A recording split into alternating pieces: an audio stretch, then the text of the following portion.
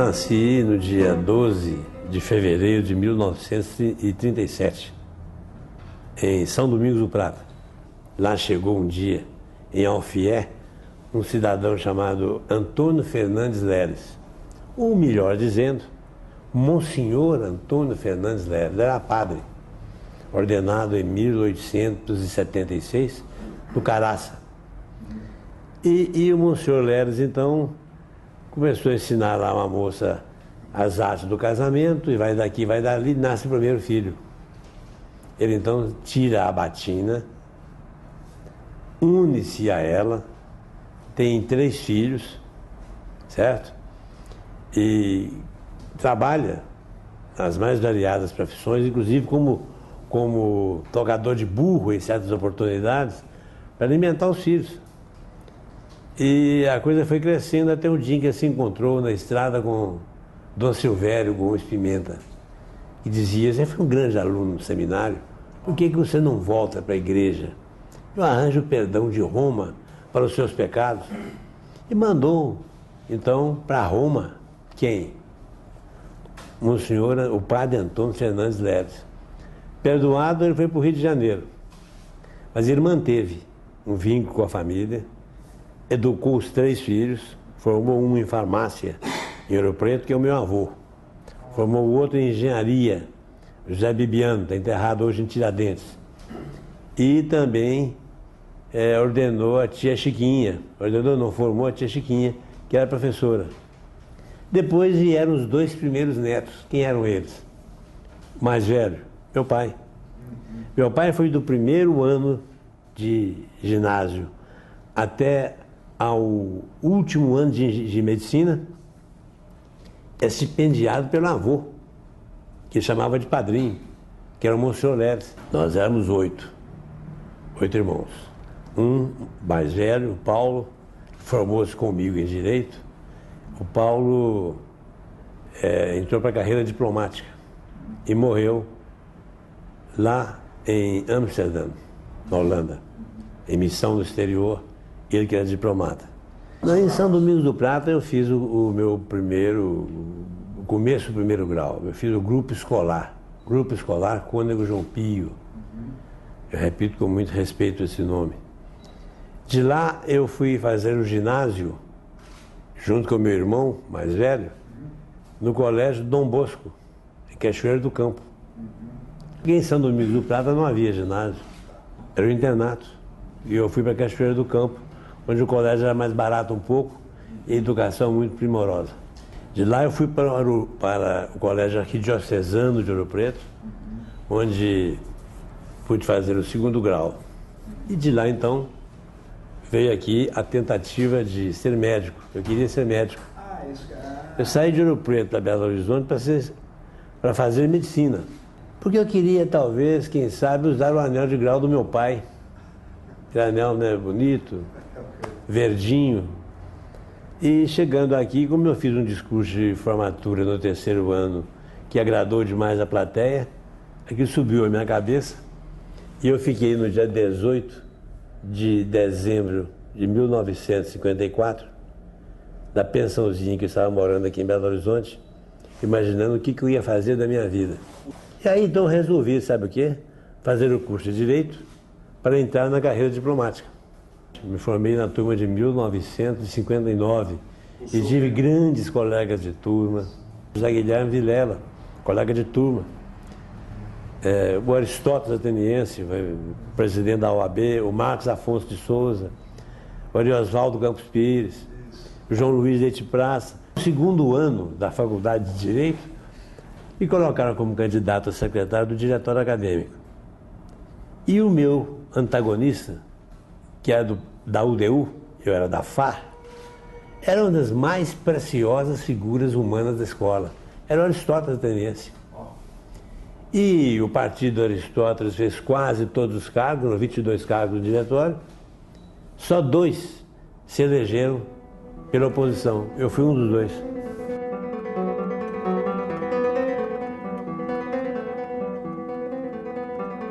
E o fato é que eu estava no 4º ano lá fazendo parte do congresso da UNE, na cidade de Bauru, em São Paulo.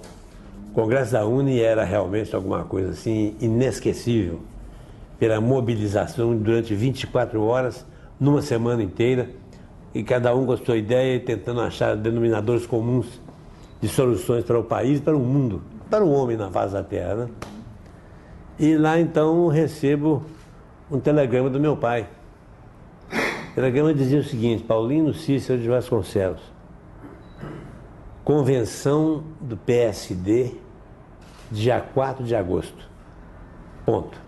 Venha, ponto. Você, candidato. Bênção, pai Mateus. Eu peguei caminhão, ônibus, noturno, caminhão de leite. Faz daqui no dia 4 de agosto eu cheguei a São Domingos do Prata. E lá eu achava ser candidato, sabe a quê? A vereador. Mas quando eu entrei às 5h30 da manhã, em cima de latas de leite, da companhia Belgo Mineira, ia buscar o leite em São Domingos do Prata, né? Entrei na cidade, eu vi uma faixa assim: Paulino, nosso futuro prefeito. Falei, eu sou candidato a prefeito, não é vereador. Aí começou tudo. Então eu cheguei lá e fiz a parte da convenção, deixei-me lançar candidato, comecei a campanha. E eu estava no 4º ano da faculdade de Direito. Eu, durante o tempo em que estava terminando o meu estudo, o meu vice assumiu. De sorte que eu governei mais ou menos 2 anos e o meu vice-prefeito governou também 2 anos. O meu pai era um homem que tinha muita presença regional. Ele era alguém que tinha, assim, o respeito, a estima, não só de São Domingos do Prata, mas do pessoal de Nova Era. O município era muito grande na época, o município de São Domingos do Prata, e Dom Silvério, Dionísio, São José do Goiabal, toda aquela região ali tinha um carinho enorme pela figura dele. Então eu fui assim uma espécie de herdeiro presuntivo de uma coroa que ele acabou colocando em minha cabeça. E como prefeito da cidade nós tínhamos algumas lutas enormes pela frente. Por exemplo, o problema de energia elétrica. Lá tinha uma usinazinha pequena, 110 cavalos de força, de capacidade de geração, antiga, cheia de problemas. Quase cidade nenhuma da região tinha, na época, a CEMIG. Eu resolvi o problema com a colaboração do deputado Pedro Vidigal, que era o meu deputado federal, compadre do meu pai. Foi construído um hospital moderníssimo que nós inauguramos em São Domingos do Prata no dia 2 de abril de 1960. Então eu era prefeito de São Domingos do Prata, era presidente do PSD, do Juscelino e do Bias, digamos assim, né? E me candidatei pelo PSP por sugestão do padre Vidigal, porque no PSP ele entendia que seriam necessários menos votos para chegar à Assembleia.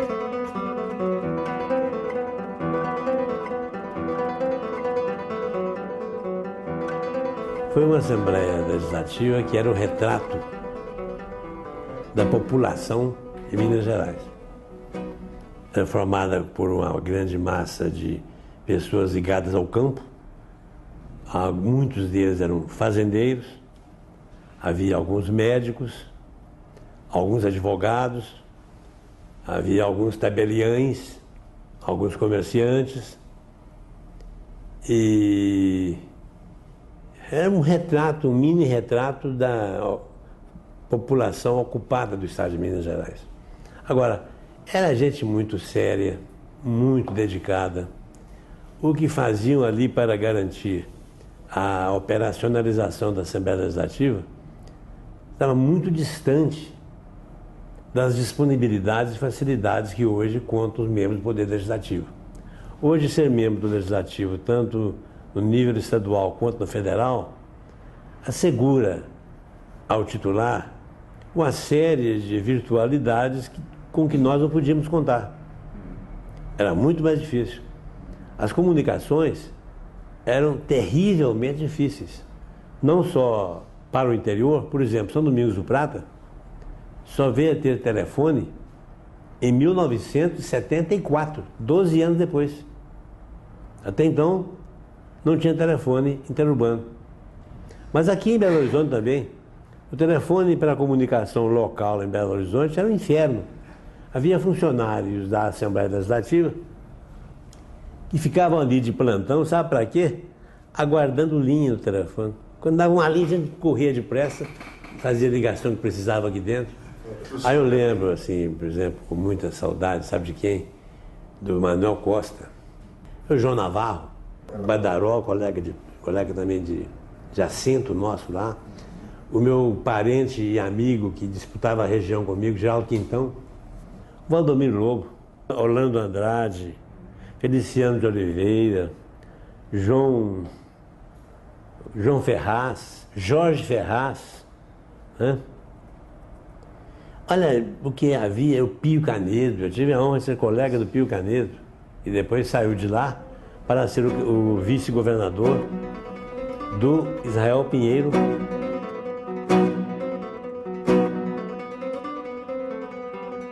Pegou a todos desprevenidos. E vou dizer mais uma coisa a você, eu havia sido procurado na Assembleia pelo nosso eminente chefe da Casa Civil de João Goulart, Darcy Ribeiro. E ele queria me entregar o PTB de Minas Gerais. Eu sei que você está aí dentro desse tal de PSP, que no fundo é PSD, mas eu entrego para você o comando do partido aqui em Minas Gerais. Nós queremos acabar com essa pelegada que fica aí em cima da gente o dia inteiro. Isso foi um encontro dentro do Hotel Normandie. 15 dias depois, estava a revolução na rua. A coisa era pesada. E se o era aqui em Belo Horizonte, onde o mineiro tem assim a fama de ser um pouco mais pragmático, né? Você imagina como era no Rio de Janeiro, como era em São Paulo. A coisa era pesada. De outra parte, você tinha a atitude do governador Magalhães Pinto, que ora pintava para um lado, ora pintava para o outro. Queria tirar as vantagens que o Jango pudesse dar-lhe, né, para a administração do Estado, que estava realmente cheio de problemas e até empobrecido. E de outra parte, ele, que representava uma estrutura poderosíssima de interesses econômicos do Estado, eu estive em lista de cassações. A própria Assembleia cassou 3. Foi a própria Assembleia. Nossa. Esse, no meu caso, foi assim que eu chamaria de o grande erro político da minha vida foi esse. Foi ter ajudado a caçar colegas meus dentro da Assembleia Legislativa. Dessas 3 pessoas que foram caçadas, 2 eu conhecia bem, eram gente de bem. Foi o Dazinho e o Bambira.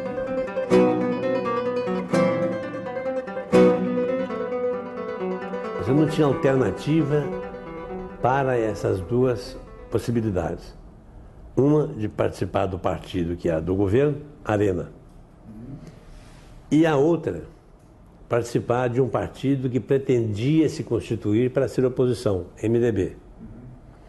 No final, o MDB, efetivamente, se organizou porque o presidente Castelo Branco pediu ao senador lá do estado da Paraíba, compadre dele, que se filiasse na oposição, para dar um número certo de senadores do partido do MDB poder ser criado. Que Minas Gerais fica devendo a compreensão superior do governador Israel Pinheiro. E nós todos entramos para a Arena, por quê? Porque o Israel disse, se eu não conseguir fazer uma arena forte desde Minas Gerais, eu também vou ser destituído. Eu também serei a vítima das ações do governo federal. Então, vocês que me ajudaram a me eleger, eu preciso de vocês todos dentro da Arena. Em mais ou menos 65 deputados que havia na época, éramos 18 deputados que apoiamos na campanha política o nome de Israel Pinheiro para governador. A região que eu representava era extremamente pobre. A própria Uzi Minas, que foi criada, né, em 1958 pelo Juscelino, e teve inaugurado o seu primeiro alto forno no dia 26 de outubro de 62. A Uzi Minas chegou até 66 sem conhecer asfalto. Não havia asfalto na Uzi Minas, nem na Cesita. E eu pensava, qual era a minha função primordial dentro da Assembleia e da política. Minha função era resolver esses problemas das comunidades que votaram em mim. Então eu levei CEMIG para todas elas, eu levei a Copasa para todas elas, graças a um fundo da Vale do Rio Doce eu consegui abrir. São Domingos do Prata ficava praticamente debaixo das chaminés da Belgo Mineira. Pouco mais adiante, em Timóteo, outras chaminés. E um pouco adiante de Monlevade, Itabira, de onde saiu uma parte poderosa de São Domingos do Prata, mineração. Então, comecei a me interessar economicamente pelo tema. Fui, visitei, conheci as usinas, fazia política lá dentro, pedindo voto para os empregados das empresas. Naquela época isso era possível, né? E quando cheguei então à Assembleia, optei por ser membro dessa comissão. E aí então houve um cidadão chamado Adolfo Neves Martins da Costa, que foi presidente da Fiat. Ele é da família da minha mulher. E era presidente da Associação Comercial. Então resolveu criar dentro da Associação Comercial uma comissão de Minas e Metalurgia, Siderurgia e Mineração. E me convidou para presidi-la. Então eu trabalhava na comissão da Assembleia e era o presidente da comissão da Associação Comercial.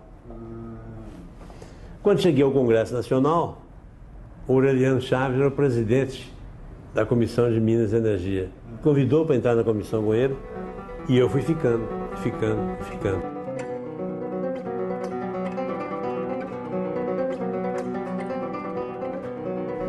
Curiosamente, não mais que de repente, todos os cidadãos que eram sobejamente votados na minha região para deputado federal não foram candidatos. Falei, é a hora de ocupar o espaço. E ocupei. Então eu saltei de 11 mil votos que tinha para deputado estadual para 36 mil votos como deputado federal. Em Brasília, quando eu lá cheguei e fui eleito em 1970, você não tinha muito o que fazer politicamente, porque o espaço reservado à política pelos militares foi ficando desoxigenado, e então nós fazíamos seminários, fazíamos debates, fazíamos estudos e ainda tinha grandes mestres a quem eu recorria, mesmo não sendo do meu partido. Por exemplo, Tancredo. Quantas e quantas vezes eu fui buscar soluções e informações do governo sobre pessoas que eram tidas e havidas por sumidas ou mortas ou desaparecidas. Eu tentava fazer tudo isso. E isso gera reciprocidade, respeito. Os anos Médici foram os anos que eu lhe falei difíceis, herméticos. A atividade com iniciativa no poder público era toda oriunda da milícia que estava assentada dentro do poder, e nós trabalhando ali para conhecer a realidade desse Congresso novo. Tivemos com ele 3 encontros, máximo. Não havia muito convívio. Com o Geisel, ao contrário, éramos frequentemente chamados, ele gostava de discutir as questões. Muito ao contrário do que muitos pensam, era muito menos um homem contido do que se imagina. Eu me recordo, por exemplo, quando ele fez a ruptura do ponto 4 do Exército Brasileiro com o americano sobre a questão de assistência militar, eu me lembro perfeitamente dos palavrões que ele soltou dentro do gabinete dele. Duro, viu? Eu tinha um encontro marcado com ele. Eu passei no gabinete do então senador Magalhães Pinto, que era presidente do Senado. E o Senado vivia um momento muito crítico, porque haviam descoberto lá que o senador Wilson, do estado do Pernambuco, havia sido flagrado lá em gravações, uma tentativa de extorsão de recursos para liberar dinheiro lá em bancos oficiais, ou coisa equivalente. Então Magalhães me pediu assim: ô Paulino, já que você vai falar com o governo presidente, diga a ele que deixe o problema do Wilson, que nós resolveremos aqui dentro. no mínimo, a gente pode reunir-se e aplicar uma suspensão, alguma coisa que diminua a soberba do mandato e tal, que deixe por nossa conta. Então eu fui ao Palácio. Cheguei lá, me sentei com o presidente, tocamos ideias, falamos sobre outros assuntos também, e aí eu toquei no caso do senador Wilson. Aí ele falou assim: Paulino, infelizmente já é tarde. Já é assunto de cuidado. Eu voltei ao Senado, procurei o Magalhães Pinto e disse: olha, o homem está cassado, não há nada mais a fazer. Algum tempo depois, eu vou numa outra audiência com o presidente e ele começa a me falar sobre as dificuldades que encontrava com o problema da movimentação de pessoas na direção do estado de Rondônia. Falou assim: Paulino, a Rondônia recebe 2.500 famílias por dia. Como é que você vai abrigar esse povo todo, arranjar casa, alimento, transporte para uma multidão que está indo para lá em busca de cassiterita, em busca de ouro, em busca de madeira, de terra, de gaúchos, catarinenses, paranaenses? Como é que podemos fazer isso? E o pior é o Jerônimo, porque se ele continuar como está, fazendo confusão e levantando esses problemas aqui para criar dificuldades para o governo, eu vou caçá-lo. Como eu cacei o Wilson, senador, vou caçar o Jerônimo. Cheguei à Assembleia, à Câmara dos Deputados. Jerônimo, vem cá. Santana. Quando eu fui hoje ao gabinete do presidente, ele tomou a iniciativa de falar sobre a questão ligada ao estado de Rondônia. E ele tomou a iniciativa de falar sobre você. Então eu acho que você está com o pescoço na forca. Se eu fosse você, eu pegaria o seu passaporte, junto os dólares aí, ou peça emprestado, some, desaparece do mapa. Some, ou você vai ser caçado. E ele fez isso. Foi salvo pelo gongo. A mesma coisa eu disse ao Lisânias Maciel, nosso conterrâneo aqui de Patos de Minas, né? Deputado pelo Rio de Janeiro, da esquerda. Eu fui ao gás, eu disse a mesma coisa, eu falei: ou você muda, ou eles vão te provocar aí. Vão provocá-lo simplesmente para caçar o seu mandato. Você vai ter um mandato caçado. O deputado de São Paulo, Cantido Sampaio, fez uma provocação no plenário daquelas que não tem como deixar de responder. Pá, resposta e pum, caçaram no mesmo dia, 3 anos.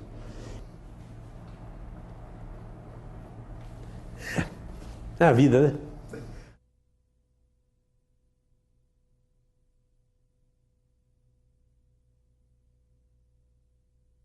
Na terceira eleição, em 78, foi então que o Sarney me convidou para ser vice-presidente nacional da Arena.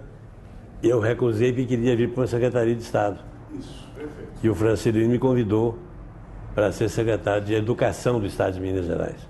A participação da educação no orçamento do Estado de Minas Gerais era 16,5%. 2 anos e meio depois, quando eu deixei a Secretaria da Educação, a participação da Secretaria era 24,5% do orçamento do Estado. Eu me recordo que nós fizemos 403 extensões de série. O que é uma extensão de série? É você integrar o primeiro grau, que antes era de 4 anos e passou a ser de 8. Ou seja, você criou, na verdade, 403 ginásios estaduais pelas cidades de Minas. Às vezes, algumas pessoas tinham um certo grau assim de reação contra mim, porque achavam que eu gastava demais. Eu era muito gastador, estava aumentando muito a despesa do Estado, entendeu? Mas também é um detalhe importante, sabe qual foi? É que naquele ano, quando eu peguei a secretaria para governar, foi o famoso ano das enchentes, né? As enchentes que notabilizaram o Ozanam Coelho. Então havia mais de 300 escolas em Minas paradas, servindo de abrigo para as pessoas que perderam casas, perderam plantações, perderam roupa, perderam tudo. Então eu tinha que dar recursos, como dei, aos prefeitos municipais, somar com recursos municipais para reconstruir escolas, para criar abrigos. O Francelino gostava muito de que houvesse no governo dele um sentido de integração. Quantas e quantas vezes o Francelino me levou até 3, 4 horas da manhã, lá no Palácio lá no alto da Mangabeiras, com mais 7, 8 secretários de Estado, eu, Carlos Eloy, o Humberto Almeida, o líder do governo, que era o Emílio Galo, e outros mais, né? Decidindo até o que informar em nota oficial para divulgação da imprensa. E outra coisa curiosa, o que ele visitou aí em Minas Gerais, de cidades, distritos, povoados, que nunca haviam antes conhecido o perfil de um governador e que o viram, que lhe apertaram as mãos e conviveram com Francelino Pereira. Ele enfrentou no começo do governo dele uma obstinada ação de algumas figuras que combatiam o Francelino.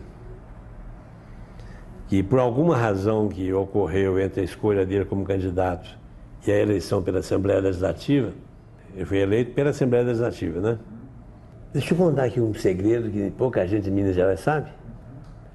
E eu faço hoje, já de cabeça branca, com esse ar de respeitabilidade que os anos nos dão. Quando eu disse ao Sarney que eu queria fazer uma experiência executiva e por isso eu aceitava ser vice-presidente nacional da Arena, acomodou-se. Aí me procura o Petrônio Portela, conterrâneo o Francelino. E vem dizer a mim: Paulino, eu fiquei sabendo que você não quer ser vice-presidente nacional da Arena. Eu, não, se o Francelino me convidar para uma secretaria de Estado adequada lá em Minas, eu vou. Eu acho dele enriquecer o meu currículo pessoal na área executiva.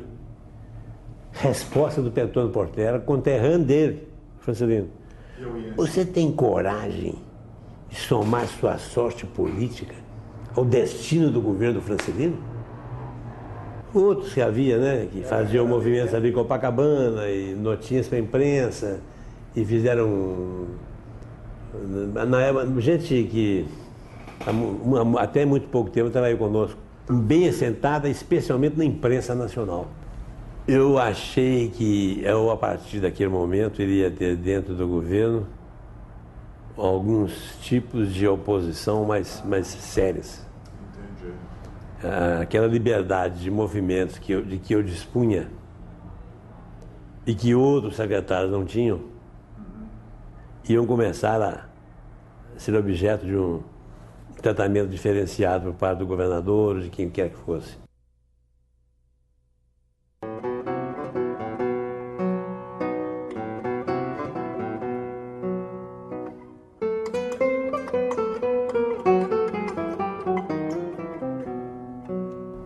Há um esforço de reunir o grupo participar da Arena dentro do PDS, a Partido Democrático Social.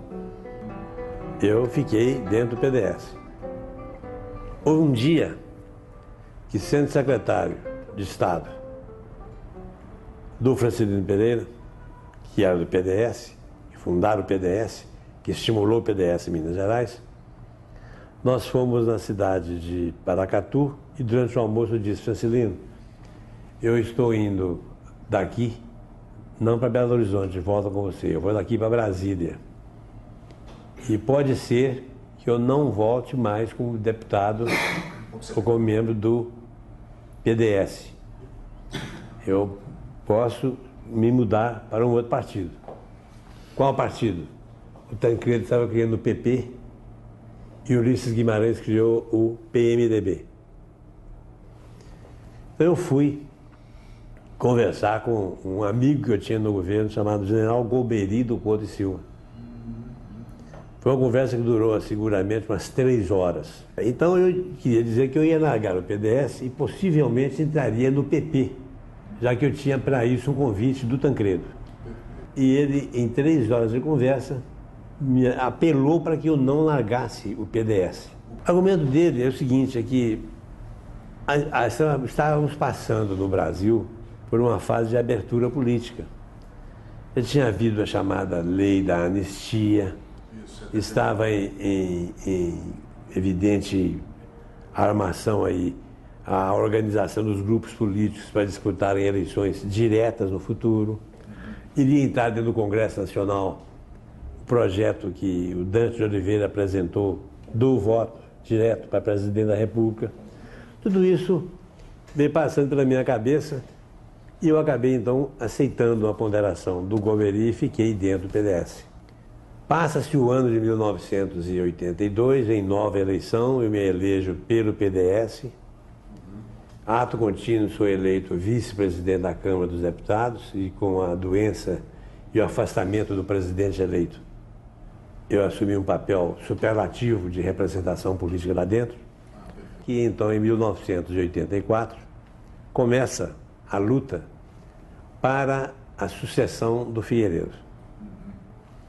E essa luta tinha dois candidatos. Um era o Maluf, governador que já havia sido governador de São Paulo, né? E que já estava no Congresso Nacional como deputado federal também. E o outro que apareceu mais ou menos induzido por autoridades oficiais foi o Andreasa. E a luta começou a tomar forma e força dentro do Congresso, dentro dos principais partidos.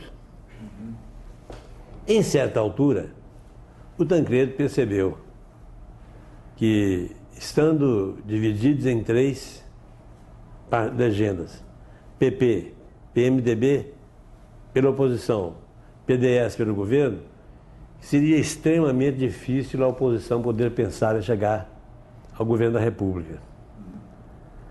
Eis então que nessas conversas que foram sendo projetadas, nós tentando colocar o nome do Aureliano Chaves como nosso candidato a presidente, e sentimos em certa altura que aquilo não seria fácil.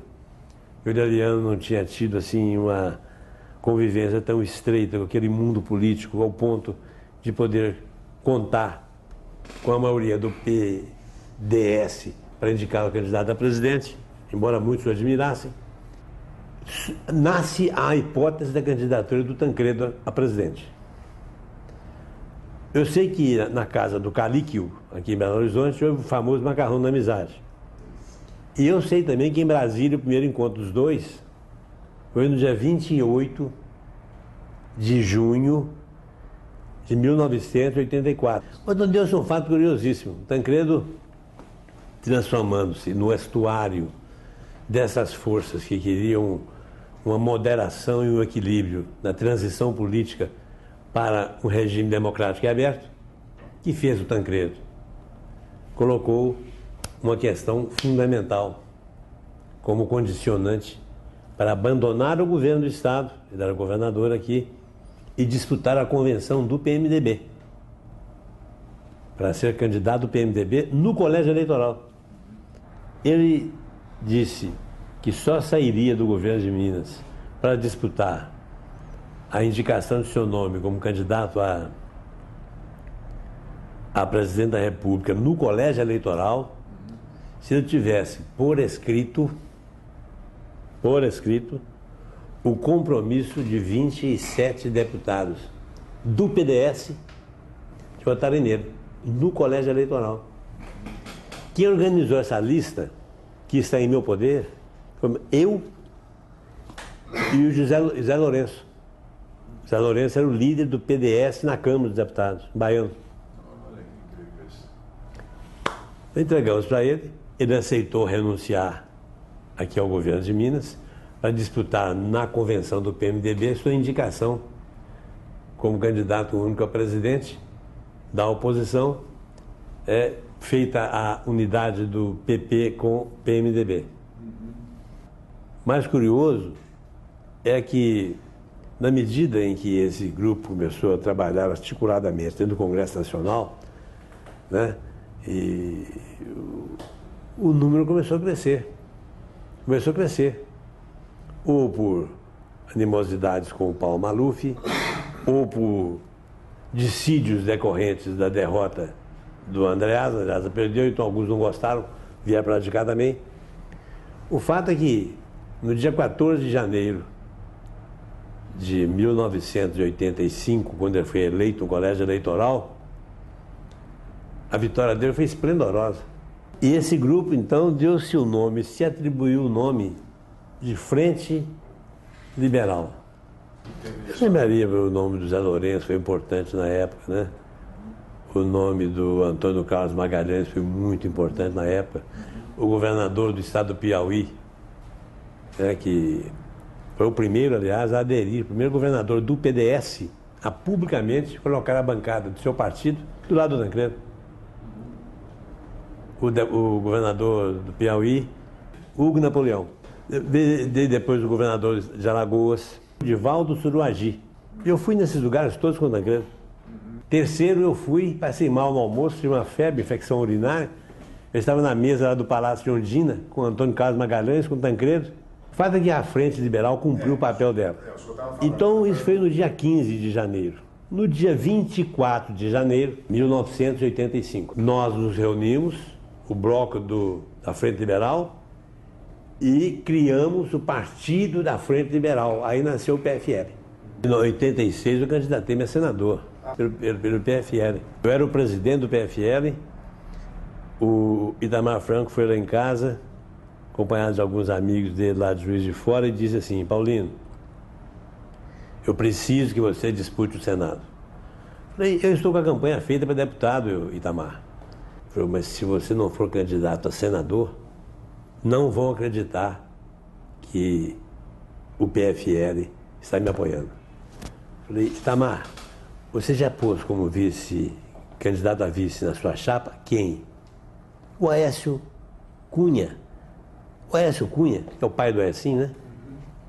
É homem do PFL. Eu disse, tá bom, Itamar, eu aceito então a sua candidatura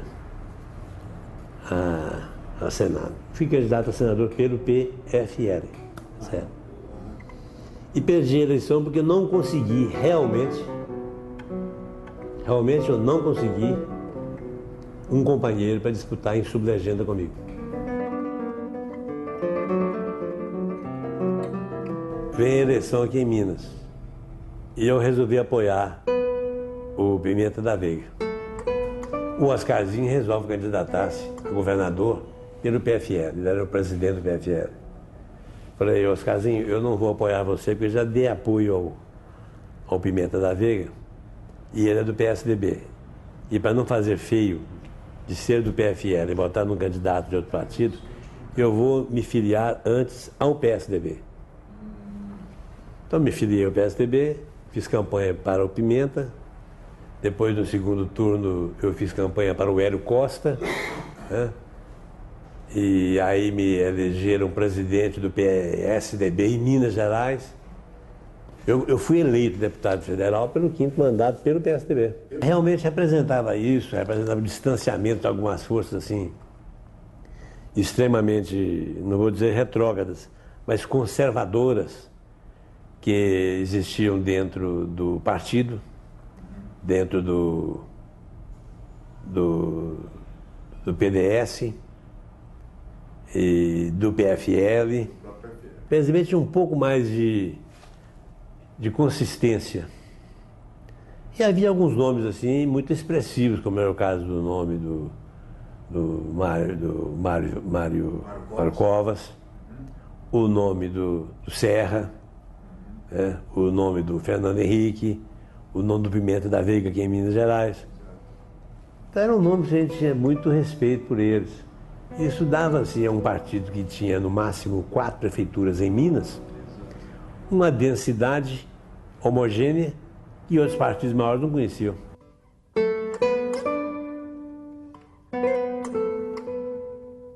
Primeira coisa, a desordem em que haviam deixado o governo federal na área, especialmente da energia. Na área da mineração, não tanto, porque a legislação nossa é muito consolidada. Ainda assim, eu fui o único ministro, desde 1967, que conseguiu fazer 40 mudanças dentro do Código. Eu mudei 40 artigos do Código. Eu eliminei 40 artigos do Código de mineração. Simplifiquei muita coisa, acabei com o registro de empresas de mineração, fiz muita mudança. Bom, mas na energia, pra você ter uma ideia, só dizer um fato. A energia era gerada pelas empresas federais, quase todas elas federais. A CEMIG é estadual, tinha geração também, como tinha em São Paulo também geração estadual, mas normalmente quem gerava energia eram as empresas federais. Eletrosul, Eletronorte, Chesf, Furnas, né, e a Eletronuclear, com a usinazinha lá de Angra dos Reis.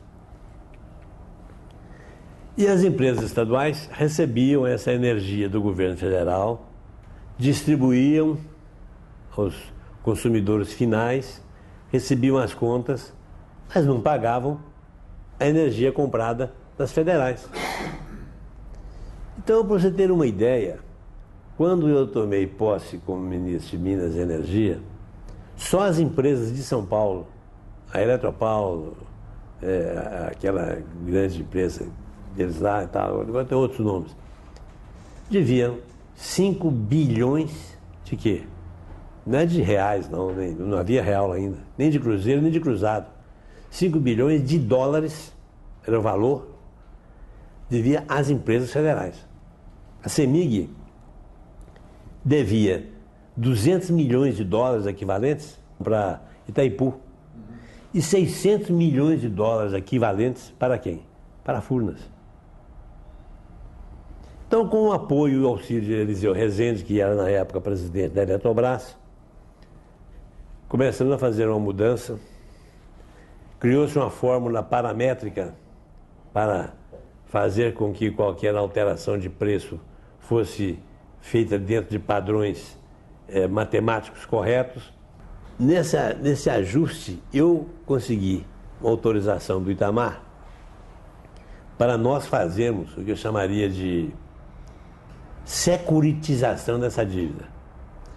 Então eu faria com que os que devessem pagassem aos que tinham a receber, e esses pagassem e recebessem quem deviam e não deviam, e o que só faltasse de recurso, eu emitiria títulos da dívida pública que seriam securitizados. Então eu fiz, com as empresas de energia elétrica do Brasil, um ajuste de contas. Calcula você mais ou menos de quanto? Difícil. 26 bilhões de dólares. A CEMIG aqui que devia 800 milhões de dólares, Itaipu e Furnas, eliminou a dívida e ficou credora de 1 bilhão de dólares. Na área mineral, você pega lá o complexo da Companhia Vale do Rio Doce, o norte do Brasil, em Barcarena, né? Estado do Pará. Ela produzia muita minério de alumínio, muita minério de alumínio, e produzia o alumínio metálico. No meio, você tem a alumina, a hidróxido de alumínio. É o que vai para o forno, para se ligar a eletricidade e transformar aquilo em metal. O governo tinha gasto da Companhia Vale do Rio Doce 380 milhões de dólares. E há 10 anos estava parada a obra, no chão, porque a turma da Alcoa, que tem a usina de São Luís do Maranhão, preferia vender a alumina para a Companhia Vale do Rio Doce. Eu reformulei o contexto todo acionário da empresa, fui lá, retomei as obras e depois voltei para a inauguração. Gastamos lá mais 700 milhões de dólares. Rondônia é um estado que tinha energia elétrica na sua cidade capital, Porto Velho. Mas Ji-Paraná não tinha, Ariquemes não tinha, Pimenta Bueno não tinha. Nenhum lugar lá tinha energia elétrica.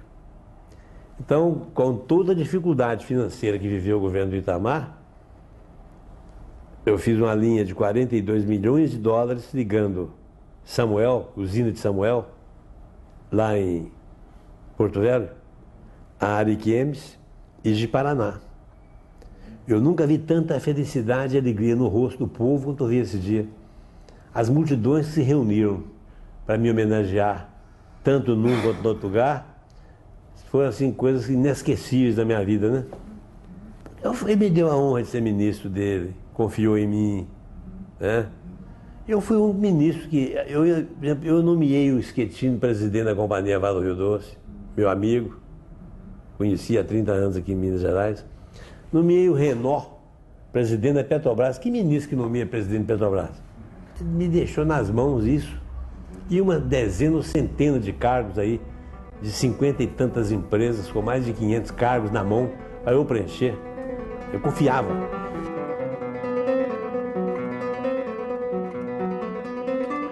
Quando eu discuti o assunto com o Itamar, nós concordamos com fatos. Mas eu falei, mas há 3 empresas que nós não podemos tirar. É a Vale do Rio Doce, é a Petrobras e a Eletrobras. E ele respeitou. Agora, aquelas que já estavam em processo de privatização, não estavam mais no meu ministério. Eu não podia também criticar, porque eu estava num governo que deixava que o outro ministério cumprisse aquilo. A CSN não foi eu que começou. Estava em curso quando assumimos o governo. Você pega uma outra usina que foi privatizada na época, Cosipa, estava em processo também de privatização. A Cesita estava terminando já o processo de privatização quando tomamos o governo. A Uzi Minas já havia sido privatizada antes. Foi a primeira a ser privatizada. Exato. Entendeu? Aliás, quando foi privatizada, eu lembro que eu tive um encontro duro lá no gabinete do Fernando Henrique, que era o líder do partido no Senado. E eu, Zé Serra, que era o líder do PSDB na Câmara, eu era o vice-líder de Zé Serra, e o presidente do BNDES, e eu dizia que pela sua singularidade dentro do mundo siderúrgico brasileiro, a Uzi Minas não deveria ser privatizada. E por quê? Eu mostrei para eles. Pelo seu fator organizacional. A Uzi Minas pode vender, inclusive, estrutura organizacional de empresa metalúrgica no Brasil, para consertar as outras, como consertou, inclusive, a Cosipa. A Cosipa era um antro. A Uzi Minas mudou a Cosipa. Hoje é privada, né? Alguém ganhou aí uns 2 bilhões de dólares nas costas do povo brasileiro. Mas, modo geral, bebendo isso e comprando quadros de pintores famosos italianos, alemães. A reação, por exemplo, a tentativa de privatizar a Vale, a Petrobras, empresas do setor elétrico, ao ponto de Itamar colocar ninjas na porta do palácio, quando foi governador, para impedir que Furnas fosse colocada na listagem de privatização do governo federal. Então ele amarrou. As que estavam em andamento, produto do governo anterior, e não se esqueça de que muita gente dizia que o Itamar entraria no governo da República, seria o presidente, quando ficava 2 dias lá dentro. Por quê? Porque sabiam que o Itamar era um homem cujas ideias iriam enfrentar muito certas consistências estabelecidas dentro do interesse do empresariado nacional. Então, bom, o que está em andamento continua. Que se tivesse colocado, voltado atrás com isso também, aí eu não sei o que teria sido ou o que teria acontecido dentro do desenvolvimento político do país. Eu imagino que esteja havendo agora, ocorrendo agora, uma ligeira retomada governativa de alguns setores essenciais da vida econômica brasileira. Alguns setores estão juntando energias para um reposicionamento mais sólido dentro do contexto nacional. Se você analisar bem, você vai verificar o seguinte: que quem fez privatização no Brasil foram, primeiro, o governo Collor. Segundo, no governo do Itamar se concluíram aquelas iniciadas no governo do Collor. Exato. Terceiro, e o Fernando Henrique, que aderiu à ideia de maneira superlativa e pensou não só em fazer como fez a privatização de todo o sistema telefônico do país, mas queria privatizar a parte elétrica toda e todas as outras áreas, entendeu? A indústria petroquímica, isso e aquilo. Bom, então a verdade é a seguinte: cada um fez uma parte. Nesse meio e nesse contexto, eu diferencio muito o Itamar. Acho que o Itamar teve assim, a preocupação de segurar as coisas para manter o comando e impedir que os resultados fossem os piores para a República. Na verdade, quando se iniciou o processo de privatização no Brasil, nós estávamos todos muito presos ao que se falava do processo de privatização iniciado pela primeira-ministra da Inglaterra, processo de privatização que havia sido adotado pelo governo francês, pelo governo de Portugal. Nós estávamos todos trabalhando com modelos alienígenas. Nós não tínhamos desenvolvido uma cultura ainda suficientemente apta a fazer com que toda a privatização respeitasse ao máximo a conveniência do país. Em alguns casos, a privatização representou algum ganho inadequado para certos segmentos que entraram nos processos de privatização.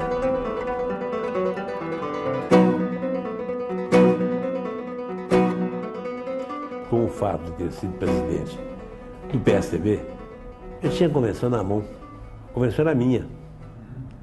Só que o governador do estado, na época era o Hélio Garcia, tinha ido aos deputados estaduais do partido e obtido deles uma carta de compromisso de apoiar o candidato que ele indicasse, fosse ele de que partido fosse. Então eu vou virar o quê? Eu vou ganhar uma convenção e vou ser uma besta solta no meio da rua. Sem time para me ajudar, sem companheiros para me confortarem na caminhada, para definirem posições e posturas típicas de uma boa campanha eleitoral. Então eu saí fora, larguei fora. Eu e Eduardo Azeredo. E como naquela época o governo de Minas Gerais não conhecia limites nem éticos e nem morais para a intervenção do governo nas coisas dos partidos políticos e da política, tudo isso pareceu muito natural para certas faixas da opinião pública, não para mim. Na eleição, com o fato de não ter trabalhado para o Eduardo Azeredo, eu votei com o Hélio Garcia, eles propuseram a minha expulsão do PSDB. Quem se propôs foi a turma do Amilcar e Companhia Limitada. Mas o problema é o seguinte: ser expulso é muito chato, né? Ser expulso é muito chato. Mandaram cartas, não sei o quê, que eu apresentasse defesa e prévia não sei quantos dias. Eu procurei o Pimenta da Veiga e disse: Pimenta, eu não vou ser mais do partido. Entrei no partido por sua causa. Então vamos fazer o seguinte: mãos do pessoal, segura a turma, quando terminar o meu mandato, eu automaticamente me afasto. Foi o que eu fiz.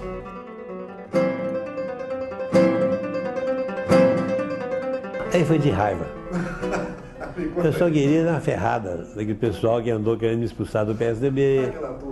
E consegui, o que eu queria eu fiz. Aquilo foi feito de raiva mesmo, viu? Porque ela foi. Entrando na justiça, brigando na justiça.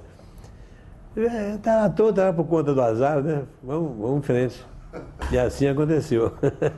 O César sempre é meu amigo. Meu amigo que estava com 27% quando começou a campanha eleitoral. E o Eduardo Azeredo, governador, fazendo campanha para o Amilcar. Então, quando houve a primeira reunião dos candidatos coletivos, menos PSTU, não aceitou participar de nenhuma reunião com ninguém, foi feita uma proposição. Nós tínhamos que arranjar uma linguagem comum, que todos repetissem, e que arrebentaria na televisão com aquela preferência áulica que o Palácio estava dando para o candidato dele. E foi o que eu fiz. Redigimos um documento para ler em 1 minuto, eu como mais velho decano dos candidatos, me foi dada a honra de ler o documento. Eu falei em helicóptero, falei em bandeiras de seda, e não sei mais o que, e virou o escorja, né?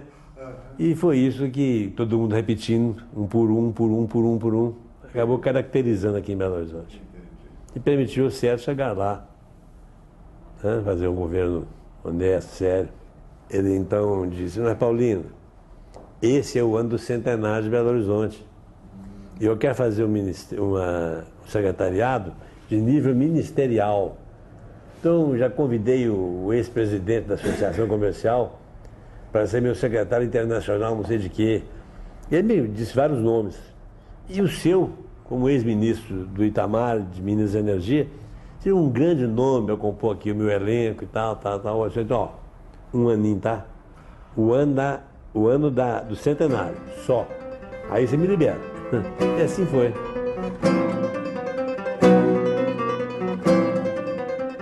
O Itamar foi candidato e, naturalmente, eu estava do lado dele. Você devia ver como é que estava a campanha.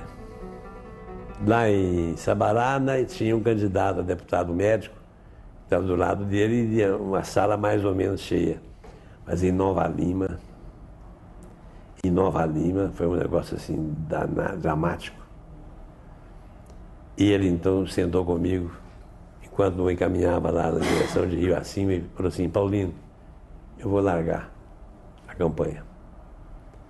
Eu vou largar a campanha porque assim não dá, olha como é que está a situação.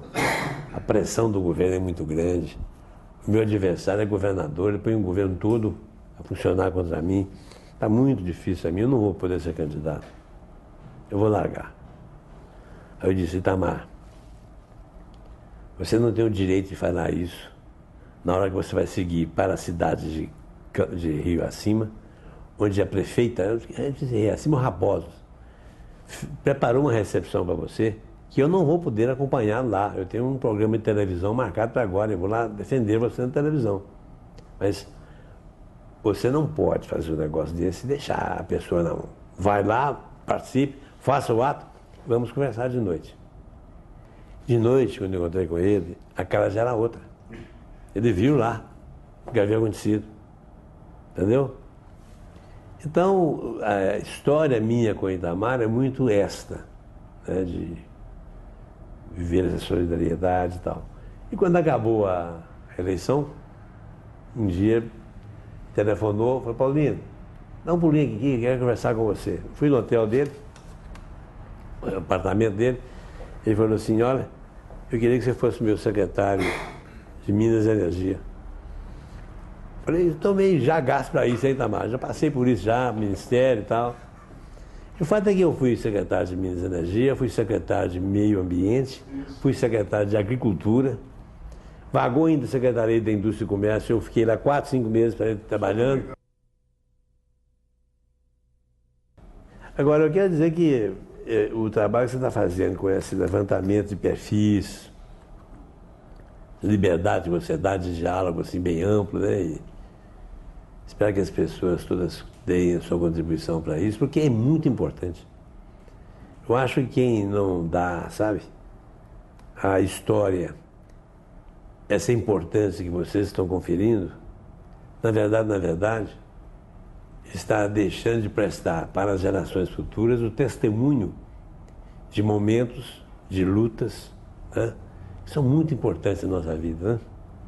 Eu sou um cidadão que ficou muito feliz de ter vivido tanto espaço na política brasileira, política mineira, política da minha terra. E graças a Deus tem em toda a parte que eu vou o respeito e a reverência do cidadão.